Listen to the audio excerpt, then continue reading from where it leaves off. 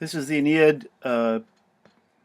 This is the Aeneid, Book 4, lines 296 to line 330, where Dido catches up with Aeneas. Yet the queen sensed ahead the deceit. Who might be able to deceive a lover? And she caught wind of the future motions first, fearing all things safe, even all things safe. That same impious or wicked Fama brought to her as she raged that this indirect statement here that the fleet was being armed and a course prepared.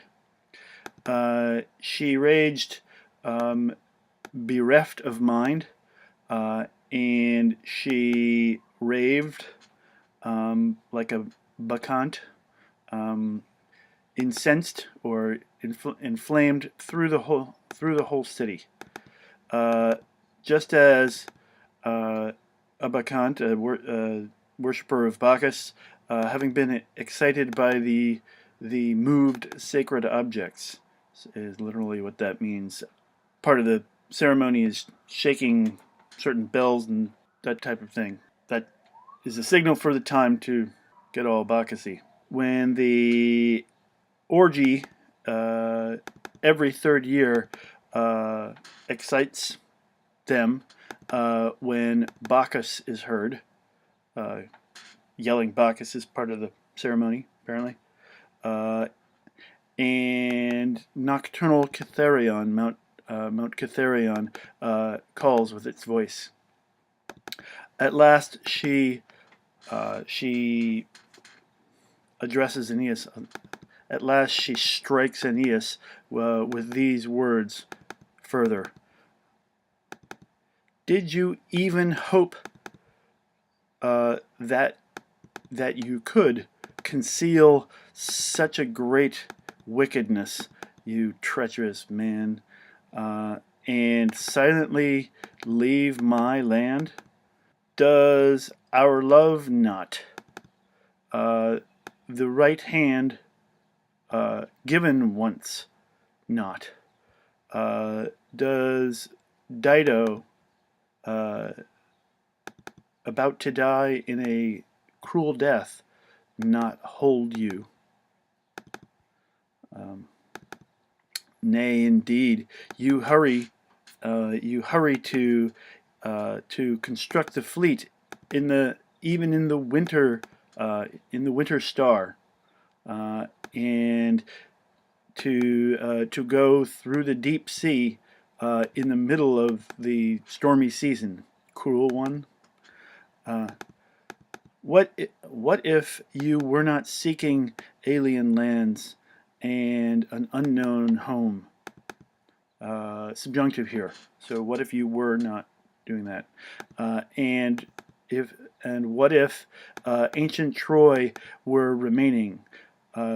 Would you seek? Would Troy be sought through the wavy sea, the sea full of waves, by your fleet?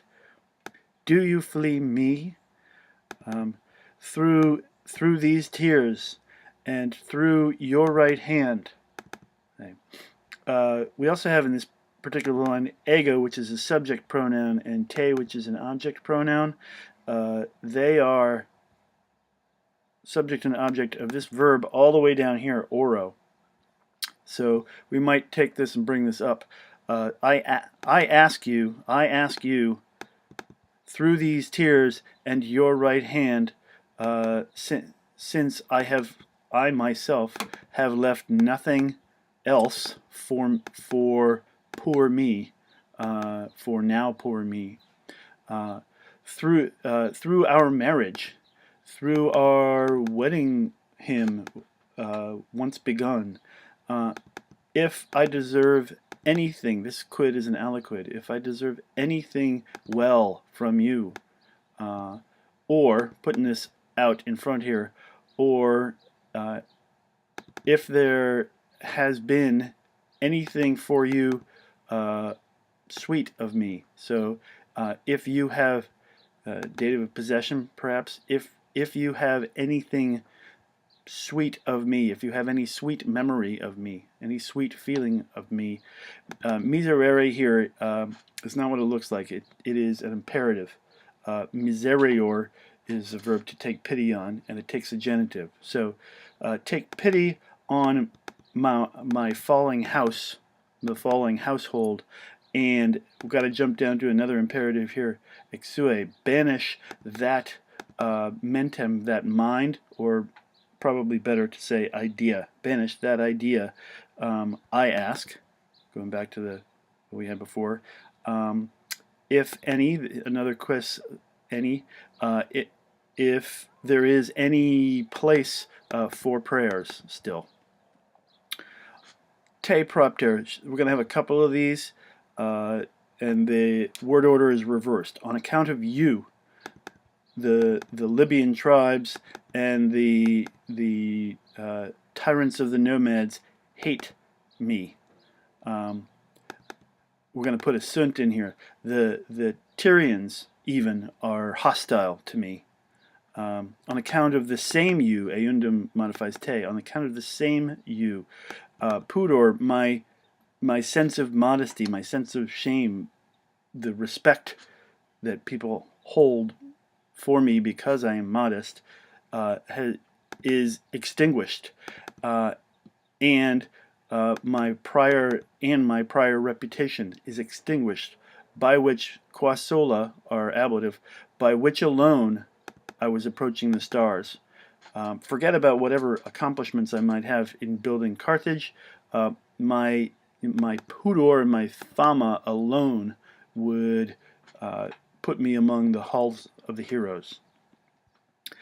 For whom do you desert me, about to die, O guest? So she calls him hospice here, guest, getting very formal. We'll put quoniam in the beginning here, since this name alone remains of a husband. Why am I delaying? Perhaps until, this dum can sometimes mean until, and while does not work here, so got to remember until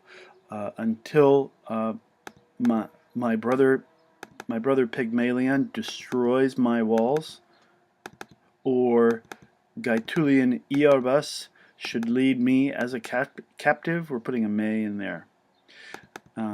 At least, another aliquot here, at least if there had been any progeny or offspring for me taken up from you before your escape, before your flight. If any little Aeneas were playing for me in my hall, who would relate or bring back you, although or however by means of his face, I would seem indeed not altogether captured and deserted.